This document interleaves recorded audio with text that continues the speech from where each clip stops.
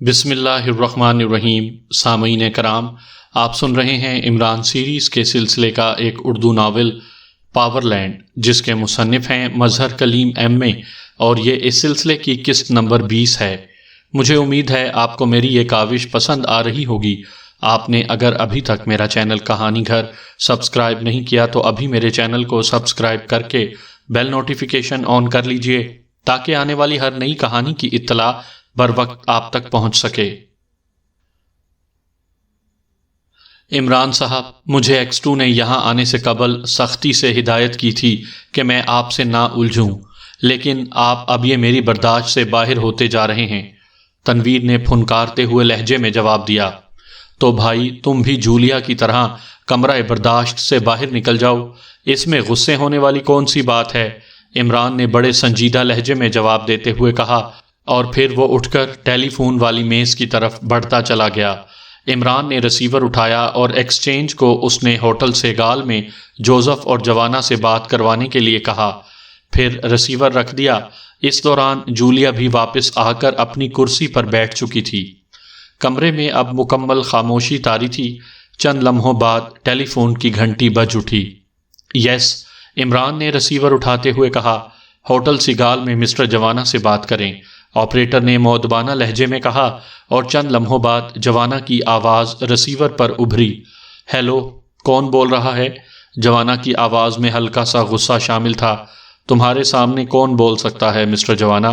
کسی کی جرأت ہے کہ دیو کے سامنے زبان ہلا کر اپنی ہڈیاں توڑوائے؟ ویسے تمہاری پسلی کی ہڈیوں کا کیا حال ہے؟ شاید تم نے اپنے سے بھی بڑے دیو کے سامنے زبان ہلا دی ہوگی۔ عمران نے اپنے اصل لہجے میں بات کرتے ہوئے کہا، او ماسٹر، آپ؟ میں اور جوزف دونوں ٹھیک ہیں، لیکن کمروں میں بیکار بیٹھے ہوئے ہیں۔ میں نے ہسپتال سے فارغ ہوتے ہی ڈاکٹر وکسی کی کوٹھی پر اپروچ کیا تھا، مگر پتہ چلا کہ وہ کوٹھی جل چکی ہے اور ڈاکٹر وکسی فوت ہو چکا ہے۔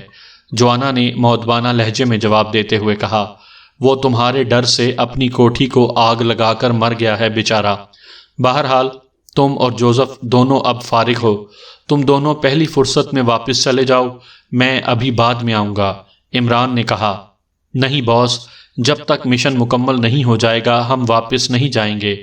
ہم پہلے ہی لا علمی میں مار کھا گئے تھے، لیکن اب، جوانا نے سخت لہجے میں جواب دیتے ہوئے کہا، لا علمی کی مار سے علم کی مار زیادہ سخت ہوتی ہے۔ مشن تو مکمل ہو گیا ہے، میں نے تو صرف یہاں پر ایک پرانے دوست کی قبر تلاش کرنی ہے اور پھر اس پر فاتحہ پڑھ کر واپس آ جاؤں گا۔ عمران نے جواب دیا، فاتحہ؟ وہ کیا ہوتا ہے؟ جوانا نے حیرت بھرے لہجے میں پوچھا۔ اس نے شاید یہ لفظ پہلی بار سنا تھا۔ جیسے فرانس میں ڈوئل ہوتی ہے، اسی طرح پاکیشیا میں فاتحہ ہوتی ہے، تلواروں سے لڑا جاتا ہے۔ عمران نے بڑے سنجیدہ لہجے میں کہا، ارے تو پھر میں کیسے جا سکتا ہوں؟ میں تمہیں سیکنڈ کروں گا۔ جوانا نے چونکتے ہوئے کہا، سیکنڈ کرنے کی ضرورت نہیں، کیونکہ مقابل تو پہلے ہی مر چکا ہے، اسی لیے تو میں اب فاتحہ پڑھ رہا ہوں۔ اس کی زندگی میں فاتحہ پڑھ کر میں نے مرنا تھا؟ عمران نے بڑے سنجیدہ لہجے میں جواب دیتے ہوئے کہا، اور کمرے میں بیٹھے ہوئے سب لوگوں کے چہروں پر مسکراہٹ رینگنے لگی۔ عمران بڑی صفائی اور سنجیدگی سے بیچارے جوانا کو احمق بنائے جا رہا تھا۔ جیسے آپ کی مرضی ماسٹر۔ جوانا کو شاید بات پوری طرح سمجھ میں نہ آئی تھی، اس لیے اس نے مزید الجھنے کے بجائے جان چھڑانے میں ہی عافیت سمجھی۔ جوزف کہاں ہے؟ عمران نے پوچھا۔ موجود ہے ماسٹر، جوانا نے کہا، اور پھر شاید عمران کا اندیہ سمجھ کر اس نے ریسیور جوزف کو دے دیا تھا۔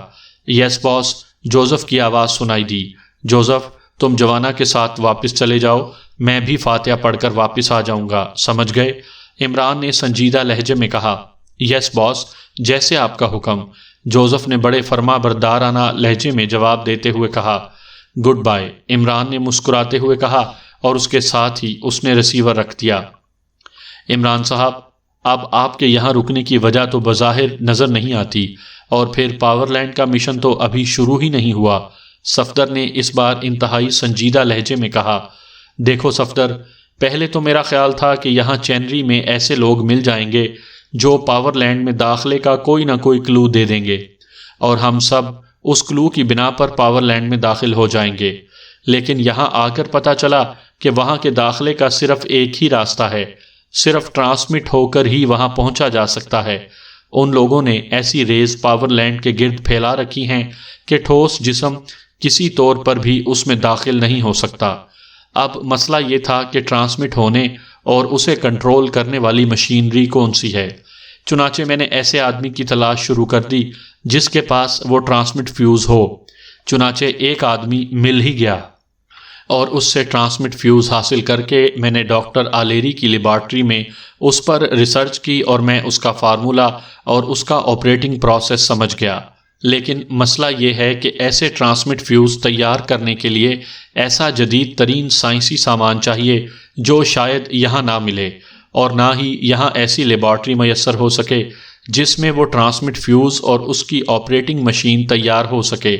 چنانچہ میں نے فیصلہ کیا ہے کہ آپ لوگوں کو یہاں سے واپس بھیج کر میں واپس پاکیشیا جانے کے بجائے ایکریمیا جا کر اس کا سامان مہیا کروں گا، اور پھر اس سامان سے بہت سارے ٹرانسمٹ فیوز تیار کر کے ہم باقاعدہ ٹیم کی صورت میں پاور لینڈ میں داخل ہوں گے۔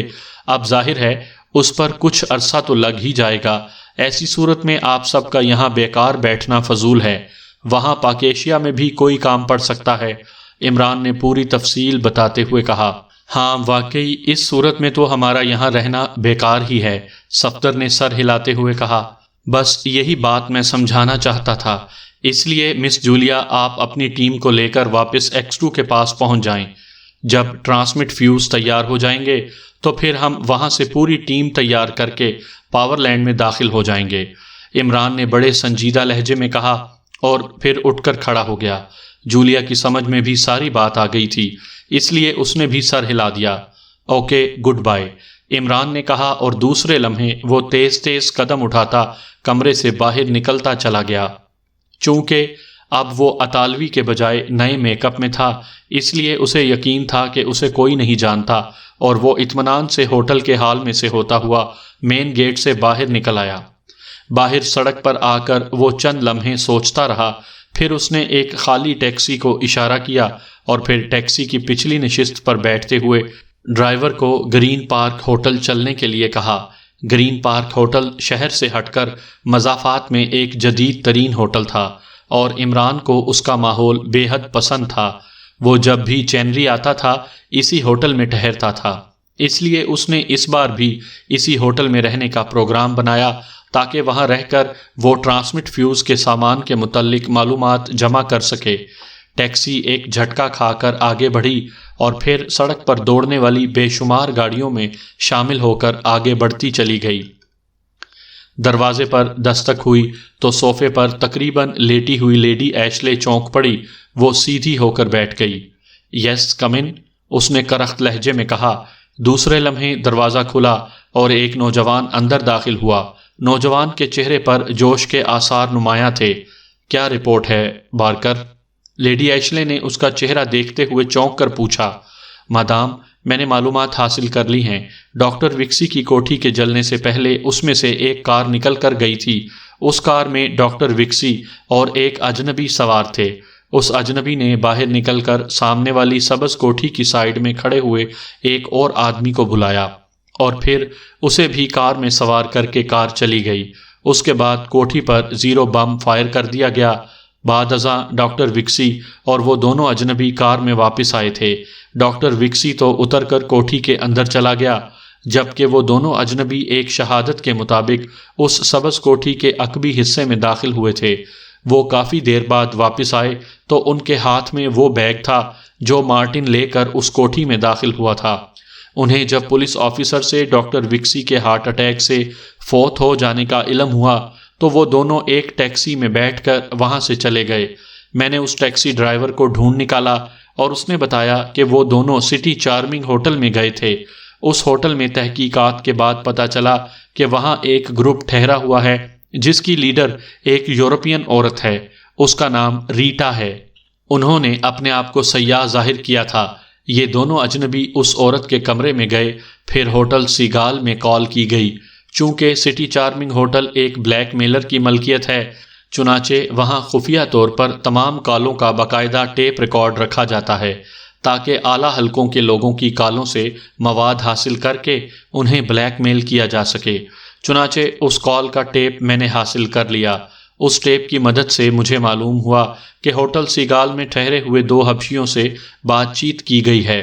گو اس بات چیت کا کوئی سر پیر سمجھ میں نہیں آتا، لیکن یہ دونوں حبشی وہی ہیں جو علی عمران کے ساتھ بتائے جاتے ہیں۔ بارکر نے تفصیل بتائی اور پھر اس نے جیب سے ایک کیسٹ نکال کر لیڈی ایشلے کی طرف بڑھا دی۔ گڈ، تم نے حیرت انگیز برق رفتاری سے کام لیا ہے بارکر، مجھے تمہاری کارکردگی پر فخر ہے، لیڈی ایشلے نے خوش ہوتے ہوئے کہا اور بارکر سے وہ کیسٹ لے لی۔ میڈم، ہوٹل سٹی چارمنگ کا ایکسچینج آپریٹر میرا دوست تھا، اس لیے مجھے یہ معلومات بھی مل گئیں اور کیسٹ بھی، ورنہ تو بڑی مشکل ہو جاتی، بارکر نے مسرت بھرے لہجے میں جواب دیتے ہوئے کہا۔ اب وہ اجنبی اسی ہوٹل میں ہے؟ لیڈی ایشلے نے پوچھا۔ یس میڈم، میں ٹونی کو وہاں چھوڑ آیا ہوں تاکہ اس اجنبی کی نگرانی کر سکے، بارکر نے جواب دیا۔ گڈ، تم واقعی ذہین آدمی ہو، آج سے پہلے تمہاری ایسی صلاحیتیں پاور لینڈ کے سامنے نہ آئی تھیں۔ بہرحال میں تمہیں اپنا نمبر 2 بنانے کا سوچ رہی ہوں، لیڈی ایشلے نے کہا اور بارکر کا چہرہ مسرت سے چہک اٹھا۔ مادام ایشلے کا نمبر 2 ہونا ہیڈ کوارٹر میں بہت بڑا عہدہ تھا، اتنا بڑا کہ شاید بارکر اتنے بڑے عہدے کا تصور بھی نہیں کر سکتا تھا۔ میں پاور لینڈ میں شامل ہونے سے پہلے ویسٹرن کارمن کی ملٹری سیکرٹ سروس میں شامل تھا، وہاں میرا چیف سے جھگڑا ہو گیا اور پھر میرا کورٹ مارشل کر کے مجھے موت کی سزا دی گئی، جس پر میں فرار ہو گیا، اور پھر میں نے یہاں فن لینڈ میں آ کر ایک جوا خانہ کھول لیا اور منشیات کی سمگلنگ میں مصروف ہو گیا۔ میرا ایک طاقتور گروپ بن گیا تھا، اس کے بعد میں پاور لینڈ سے متعلق ہو گیا میڈم، بارکر نے اپنے متعلق بتاتے ہوئے کہا۔ وہ شاید نمبر 2 بننے کے لیے اپنی اہلیت جتانا چاہتا تھا۔ گڈ، اسی لیے تم نے اتنی جلدی اتنی اہم معلومات حاصل کر لی ہیں۔ بہرحال تمہاری اس کارکردگی کا تمہیں شاندار انعام دیا جائے گا، لیڈی ایشلے نے کہا، اور پھر اس نے سامنے رکھی میز پر پڑے ہوئے ٹیلی فون کا ریسیور اٹھا کر اس کا ایک بٹن دبا دیا۔ مور اسپیکنگ میڈم، دوسری طرف سے ایک مؤدبانہ آواز ابھری۔ میرے کمرے میں ایک کیسٹ ریکارڈر بھجوا دو، میڈم نے سخت لہجے میں کہا اور ریسیور رکھ دیا۔ بارکر ابھی تک مؤدبانہ انداز میں کھڑا ہوا تھا۔ تم بیٹھ جاؤ بارکر، اب کم از کم تم اس قابل ہو گئے ہو کہ میرے سامنے بیٹھ سکو، مادام نے مسکراتے ہوئے کہا، اور بارکر نے اس اعزاز پر جھک کر سلام کیا اور پھر بڑے مؤدبانہ انداز میں سامنے رکھی ہوئی کرسی پر بیٹھ گیا۔ مادام کی نظریں اس کے گھٹے ہوئے اور صحت مند جسم کا جائزہ لے رہی تھیں اور اس کی آنکھوں میں ایک عجیب سی چمک ابھر آئی تھی۔ تم شادی شدہ ہو؟ اچانک میڈم نے سوال کیا۔ نو میڈم، میں نے یہ بکھیڑا کبھی نہیں پالا، بارکر نے چونکتے ہوئے جواب دیا۔ اس کے چہرے پر حیرت کے آثار ابھر آئے تھے۔ گڈ، مادام نے ہنکارا بھرتے ہوئے کہا، اور پھر اس سے پہلے کہ وہ مزید بات کرتی دروازے پر دستک ہوئی۔ یس، کم ان، میڈم ایشلے نے سخت لہجے میں کہا۔ اس کے ساتھ ہی کمرے کا دروازہ کھلا اور ایک نوجوان اندر داخل ہوا۔ اس کے ہاتھ میں ایک جدید قسم کا بڑا سا کیسٹ ریکارڈر تھا۔ اسے میز پر رکھ دو، میڈم نے اپنے سامنے رکھی ہوئی میز کی طرف اشارہ کرتے ہوئے کہا، اور نوجوان نے اسے میز پر رکھ دیا اور پھر مڑ کر تیز تیز قدم اٹھاتا کمرے سے باہر نکلتا چلا گیا۔ یہ کیسٹ اس میں لگا دو بارکر، میڈم نے بارکر سے مخاطب ہو کر کہا، اور بارکر نے اٹھ کر بڑی پھرتی سے کیسٹ لگا لیا اور پھر بٹن آن کر دیا۔ دوسرے لمحے کمرے میں عمران کی آواز گونجی۔ وہ جوانا سے باتیں کر رہا تھا۔ لیڈی ایشلے عمران کی آواز سنتے ہی چوکنا ہو گئی۔ اس کے چہرے پر یک لخت مسرت کے آثار چھا گئے۔ اس نے ہنری کے خلاف ایک ٹھوس ثبوت حاصل کر لیا تھا۔ ہنری کی رپورٹ غلط تھی کہ عمران ختم ہو چکا ہے، عمران زندہ تھا۔ لیڈی ایشلے عمران کی آواز اچھی طرح پہچانتی تھی، اس لیے آواز سنتے ہی اسے یقین ہو گیا تھا کہ یہ اجنبی عمران ہی ہے۔ اس نے اپنا میک اپ بدل لیا تھا۔ اب صورتحال بھی اس پر واضح ہو گئی تھی کہ مارٹن نے جب ڈاکٹر وکسی کی کوٹھی پر زیرو بم فائر کیا تھا تو اس سے پہلے ہی عمران ڈاکٹر وکسی سمیت کوٹھی سے باہر جا چکا تھا، اس لیے وہ مرنے سے بچ گیا، جبکہ ہنری نے صرف اپنے خاص آدمی مارٹن کے بیان پر ہی بھروسہ کر لیا تھا۔ بہرحال اب وہ آسانی سے عمران کو گرفتار کر کے ہنری کو بتا سکتی تھی کہ لیڈی ایشلے صلاحیتوں کے لحاظ سے کسی سے کم نہیں ہے۔ کمرے میں خاموشی طاری تھی۔ بارکر کیسٹ ریکارڈر کا بٹن آف کر کے دوبارہ کرسی پر بیٹھ گیا۔ یہ اجنبی ہی علی عمران ہے، میں اس کی آواز پہچانتی ہوں۔ بارکر، تمہارے پاس کتنے آدمی ہیں یہاں؟ لیڈی ایشلے نے دوبارہ گفتگو کا آغاز کرتے ہوئے کہا۔ آپ حکم فرمائیں میڈم، یہ پورا چینری شہر آپ کے حکم کی تعمیل کے لیے دوڑ پڑے گا۔ بارکر نے جواب دیا۔ جو میں پوچھ رہی ہوں اس کا جواب دو، مجھے فالتو باتیں پسند نہیں ہیں، مادام نے غصیلے لہجے میں کہا، اور بارکر سہم گیا۔ دراصل وہ کچھ ضرورت سے زیادہ ہی مادام سے بے تکلف ہو گیا تھا۔ سوری میڈم، میرے گروپ میں 50 افراد ہیں، بارکر نے مؤدبانہ لہجے میں کہا، اور پھر اس سے پہلے کہ مادام مزید بات کرتی، میز پر پڑا ہوا ٹیلی فون بج اٹھا۔ مادام نے ہاتھ بڑھا کر رسیور اٹھا لیا۔ یس، مادام کا لہجہ تلخ تھا۔ بارکر کے لیے کال ہے میڈم، بولنے والا ٹونی ہے، اس کا اصرار ہے کہ بات اہم ہے اس لیے فوری رابطہ کروایا جائے، دوسری طرف سے مؤدبانہ لہجے میں کہا گیا۔ مادام نے ٹونی کا نام سنتے ہی خاموشی سے رسیور بارکر کی طرف بڑھا دیا، کیونکہ بارکر پہلے ہی بتا چکا تھا کہ وہ علی عمران کی نگرانی پر ٹونی کو چھوڑ آیا ہے۔ یس، بارکر اسپیکنگ، بارکر نے اٹھ کر مادام کے ہاتھ سے رسیور لیتے ہوئے کہا۔ ٹونی بول رہا ہوں باس، وہ اجنبی سٹی چارمنگ ہوٹل سے نکل کر گرین پارک ہوٹل میں پہنچا ہے، اس نے یہاں کمرہ نمبر 13 بک کروا لیا ہے اور اس وقت وہ کمرے کے اندر موجود ہے۔ دوسری طرف سے ٹونی نے کہا، اچھا، اس کی مکمل نگرانی کرو، وہ تمہاری نظروں سے ہرگز اوجھل نہ ہونے پائے، بارکر نے کہا، اور اس کے ساتھ ہی اس نے ریسیور کریڈل پر رکھ دیا۔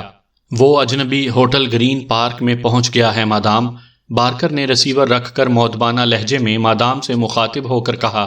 سنو بارکر، اب تمہاری اصل صلاحیتوں کا امتحان ہے۔ علی عمران کو اس کے ہوٹل سے اغوا کرو اور اس کے تمام ساتھیوں کو ان کے ہوٹل سے۔ حبشی، جوزف اور جوانا بھی اغوا ہونے چاہئیں اور ان سب کو یہاں لا کر چینری ہیڈ کوارٹر کے بلو روم میں قید کر دو۔ کیا تم ایسا کر سکتے ہو؟ مادام نے کہا۔ یہ کوئی مشکل کام نہیں ہے مادام، کم از کم بارکر کے لیے یہ کام بالکل آسان ہے، حکم کی تعمیل ہوگی، بارکر نے بڑے مؤدبانہ لہجے میں جواب دیتے ہوئے کہا۔ تم یہ مشن کیسے انجام دو گے؟ مجھے تفصیلات بتاؤ، مادام نے کہا۔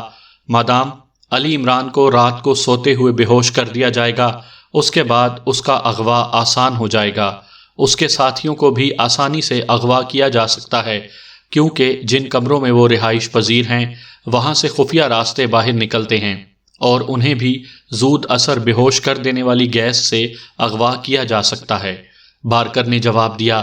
لیکن کیا ہوٹل کی انتظامیہ تم سے تعاون کرے گی؟ مادام نے چونکتے ہوئے پوچھا۔ مادام، اب آپ سے کیا چھپانا، سٹی چارمنگ ہوٹل میری اپنی ملکیت ہے اور میں نے بطور سائیڈ بزنس یہ کام کیا ہوا ہے، اس لیے وہاں سب کچھ ہو سکتا ہے، بارکر نے جواب دیا، اور مادام کا چہرہ چمک اٹھا۔ بارکر اس کی توقع سے کہیں زیادہ تیز ثابت ہو رہا تھا۔ اب وہ سمجھ گئی تھی کہ بارکر اتنی آسانی سے کس طرح وہ ٹیپ لے آیا ہے۔ بارکر کا حوالہ اسے ترمزی نے دیا تھا، وہ ترمزی کے سابقہ گروپ کا خاص آدمی تھا اور ترمزی کے کہنے پر ہی اسے پاور لینڈ سے متعلق کیا گیا تھا، لیکن چونکہ وہ ترمزی ہی سے منسلک تھا اس لیے وہ اسے براہ راست نہ جانتی تھی۔ ترمزی نے اسے بتایا تھا کہ جینری میں اس کا خاص آدمی بارکر موجود ہے، وہ تمہارے بے حد کام آئے گا، اور پھر اس نے بارکر سے رابطہ قائم کر کے اسے مادام ایشلے سے مکمل تعاون کا حکم بھی دے دیا۔ یہی وجہ تھی کہ وہ بارکر کی ان صلاحیتوں پر حیران ہو رہی تھی۔ چینری میں مادام ایشلے کے لیے شروع سے ہی ایک بڑی کوٹھی ریزرو رہتی تھی جہاں اس کا مخصوص عملہ رہتا تھا، وہ جب بھی چینری آتی یہیں قیام کرتی تھی اور یہاں اس نے ہر قسم کے انتظامات کر رکھے تھے۔ اس نے بارکر کو یہیں بلا کر اس کے ذمے تحقیقات کا کام لگایا تھا۔ گڈ، اور وہ حبشی، جوزف اور جوانا؟ مادام نے کہا۔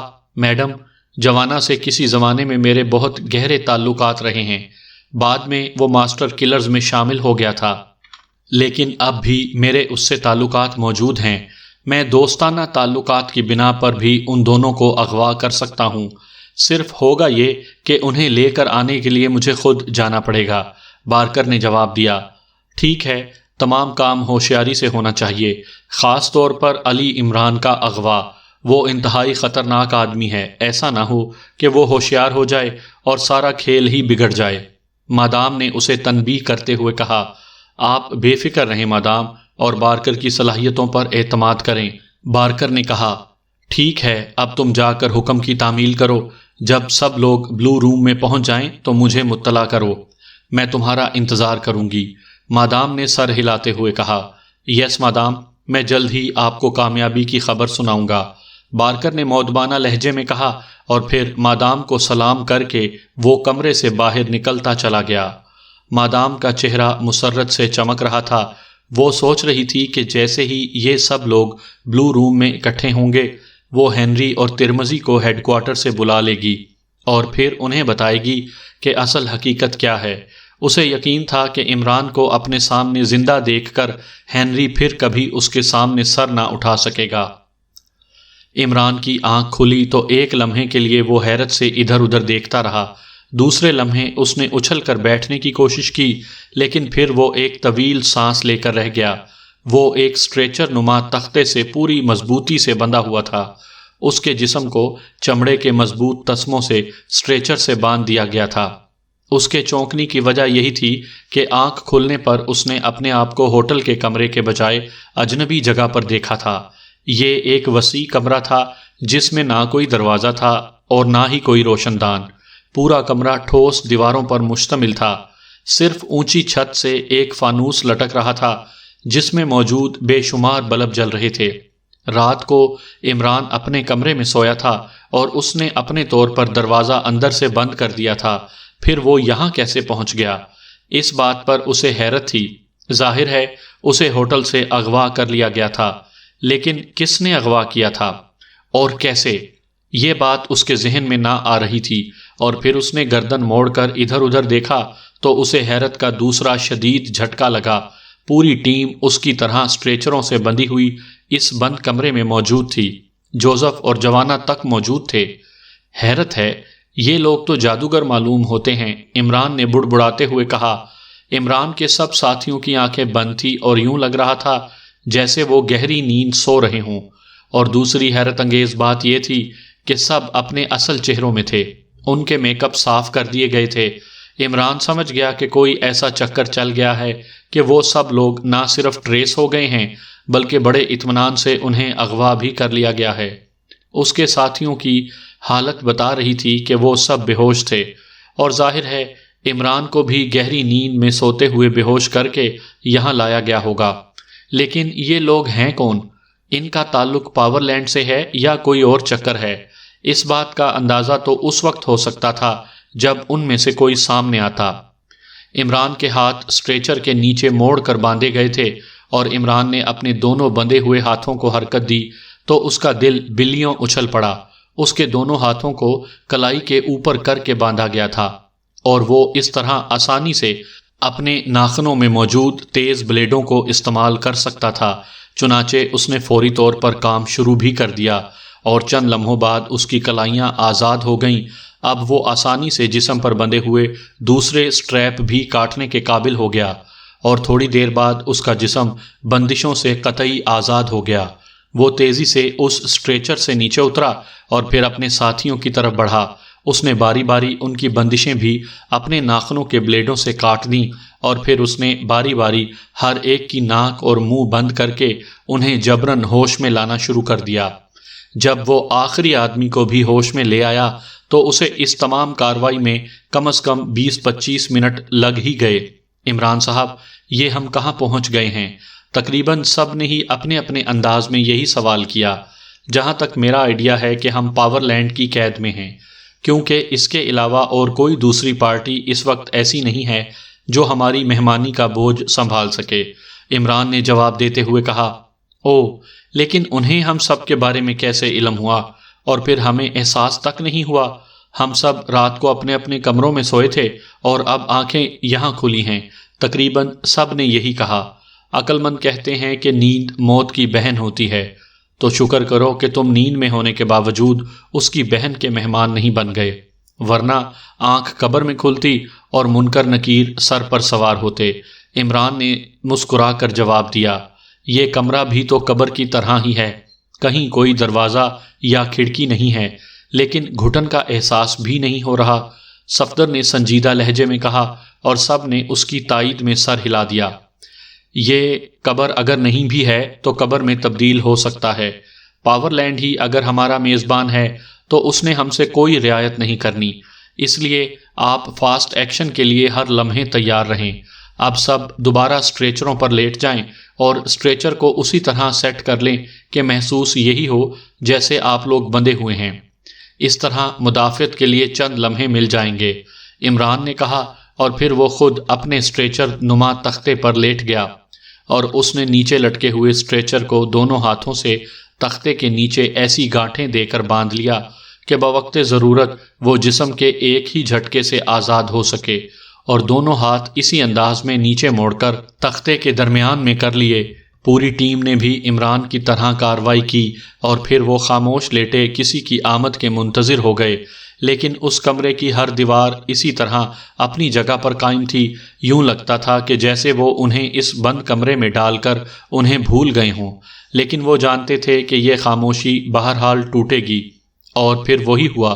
تھوڑی دیر بعد فانوس میں جلنے والے بلبوں کی روشنی یکلخت تیز ہو گئی۔ روشنی اتنی تیز ہو گئی تھی کہ فی الواقع ان کی آنکھیں چندھیا گئیں۔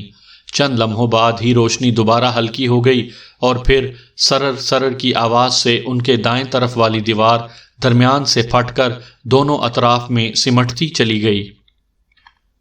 لیڈی ایشلے اپنے کمرے میں بڑی بے چینی سے ٹہل رہی تھی۔ اس کے چہرے پر زبردست جوش کے آثار نمایاں تھے، آنکھوں میں فتح اور کامیابی کی چمک تھی۔ اس وقت صبح ہونے والی تھی اور بارکر نے ابھی آ کر اطلاع دی تھی کہ علی عمران سمیت ان کی پوری ٹیم چینری ہیڈ کوارٹر کے بلو روم میں قید ہو چکی ہے۔ ان سب کو سوتے ہوئے زود اثر بے ہوشی کی گیس چھوڑ کر بے ہوش کیا گیا اور پھر بڑی آسانی سے انہیں اغوا کر کے بلو روم میں پہنچا دیا گیا۔ لیڈی ایشلے نے بارکر کو وہیں ٹھہر کر ان سب کی نگرانی کا حکم دیا اور پھر خود اس نے ہیڈ کوارٹر میں ترمزی اور ہنری سے رابطہ قائم کرنے کے لیے اپنے اسسٹنٹ مور کو کہہ دیا۔ وہ چاہتی تھی کہ ان دونوں کو بلا کر پہلے اپنی صلاحیتوں کا ان پر اظہار کرے اور پھر ان سب کے سامنے انہیں گولیوں سے بھون ڈالے۔ چنانچہ اب وہ ہیڈ کوارٹر سے رابطہ قائم ہونے کی منتظر تھی۔ چونکہ لیڈی ایشلے نے رابطہ فون پر کرنے کا حکم دیا تھا، اس لیے اس کا اسسٹنٹ مور ہیڈ کوارٹر جا کر رابطہ مشین کو فون کے ساتھ منسلک کرنے میں مصروف تھا، اور ظاہر ہے اس کے لیے کچھ دیر تو لگنی ہی تھی، لیکن لیڈی ایشلے پر ہر لمحہ بھاری پڑ رہا تھا۔ وہ جلد از جلد ہنری اور ترمزی پر اپنی صلاحیتوں کا روب ڈالنا چاہتی تھی۔ اسی لمحے میز پر پڑے ہوئے ٹیلی فون کی گھنٹی بج اٹھی اور لیڈی ایشلے نے پھرتی سے ریسیور اٹھا لیا۔ یس، ایشلے اسپیکنگ، لیڈی ایشلے نے تیز لہجے میں کہا۔ مادام، میں مور بول رہا ہوں، ہیڈ کوارٹر میں باس ہنری سے رابطہ قائم ہو گیا ہے، بات کریں۔ اس کے اسسٹنٹ مور کی آواز سنائی دی اور لیڈی ایشلے کی آنکھوں میں موجود چمک کچھ اور بڑھ گئی، اور پھر ہلکی سی کلک کی آواز ریسیور پر ابھری۔ Yes, Henry from headquarter. Henry کے لہجے میں تحکم اور کرختگی نمایاں تھی۔ میں ایشلے بول رہی ہوں چینری سے، لیڈی ایشلے نے اپنے جوش کو جبرن دباتے ہوئے جواب دیا۔ اوہ مادام، آپ خیریت؟ ہنری نے اس بار نرم لہجے میں کہا، لیکن حیرت کا عنصر بھی اس کی آواز میں نمایاں تھا۔ ہنری، تمہارے لیے ایک خوشخبری ہے۔ جس آدمی کی عظمت کے سامنے تم خوف زدہ تھے، وہ اس وقت اپنے تمام ساتھیوں سمیت میری قید میں ہیں۔ لیڈی ایشلے نے کٹیلے اور طنزیہ لہجے میں کہا۔ میں سمجھا نہیں میڈم، آپ کیا کہنا چاہتی ہیں؟ ہنری نے قدرے بگڑے ہوئے لہجے میں کہا۔ میں تمہیں سمجھاتی ہوں۔ تمہارے آدمی مارٹن نے تمہیں غلط رپورٹ دی تھی۔ ڈاکٹر وکسی کی کوٹھی جس وقت مارٹن نے زیرو بم فائر کر کے تباہ کی تھی، اسی وقت علی عمران اس کوٹھی میں موجود ہی نہ تھا، اس لیے وہ ہلاک نہیں ہوا تھا بلکہ صاف بچ نکلا تھا۔ مادام ایشلے نے رک رک کر اور الفاظ کو چبا چبا کر فکرہ مکمل کیا۔ یہ کیسے ممکن ہے مادام؟ آپ کو غلط رپورٹ دی گئی ہے۔ یہ کوئی نقلی علی عمران ہوگا۔ یہ لوگ بے حد چالاک اور انتہائی عیار ہیں۔ عمران کی موت کے بعد ان کے کسی ساتھی نے عمران کا روپ دھار لیا ہوگا، اس کا میک اپ کر لیا ہوگا۔ ہنری نے بااعتماد لہجے میں جواب دیتے ہوئے کہا، اگر یہ بات بھی ہے تو میں نے تم سے رابطہ بھی اسی لیے کیا ہے کہ تم فوراً چینری میں میری کوٹھی پر پہنچو اور پھر اپنی آنکھوں سے سب کچھ دیکھ کر تسلی کر لو کہ کیا حقیقت ہے اور کیا نہیں۔ مادام ایشلے نے طنزیہ لہجے میں کہا، یہ لوگ آپ کی کوٹھی میں موجود ہیں؟ ہنری نے سوال کرتے ہوئے کہا، نہیں، میں نے ان سب کو چینری ہیڈ کوارٹر کے بلو روم میں قید کر رکھا ہے اور یہ سب لوگ بے ہوشی کے عالم میں بندھے ہوئے ہیں۔ مادام ایشلے نے جواب دیا، یہ آپ کے ہتھے کیسے چڑھے؟ ہنری نے پوچھا، اس کے لہجے میں حیرت کا عنصر نمایاں تھا۔